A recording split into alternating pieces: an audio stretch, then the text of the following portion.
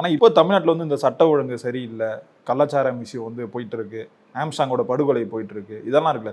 இப்படி இருந்தும் எப்படி இதை தாண்டி திமுக வந்து வெற்றி ஒருவேளை பெறும்? ஜெயிச்சிட்டாக்கா இதெல்லாம் சரி நியாயம் அக்செப்ட் பண்ணிடுவீங்களா? இதுவரையிலும் சொன்னீங்க இதெல்லாம் வந்து திமுகவினுடைய கையாளாகத்தானும் சொல்லிட்டீங்க. ஒருவேளை விக்கிரவாண்டியில் வெற்றி பெற்றுட்டாக்கா அது பூரா தப்புன்னு இது இப்போ அதெல்லாம் நியாயம். அப்போ அந்த கொலையெல்லாம் நியாயம் ஆயிடுமா? இப்போ விக்கிரவாண்டியில் வந்து திமுக ஜெயிச்சிருச்சுன்னா இந்த கொலைகள் எல்லாம் நியாயம் ஆயிடும். இது எப்படி சார் நியாயமாகும்? அப்போ அப்புறம் ஏன் அந்த கொலை பண்ணதுக்கு மாத்திரம் அது காரணம்ன்றீங்க?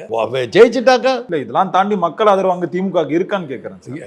யாருக்கு தெரியும்? தேர்தல் ஆணையம் என்ன மாதிரி முடிவு எடுத்திருக்காங்கன்னு யாருக்கு? கருத்து கணிப்பெல்லாம் இப்போ வந்து இங்கிலாந்து கருத்து கணிப்பு போட்டார். ரிஷி சுனக்கு அட்ரஸ் இல்லாமல் தோப்பான்னாங்க.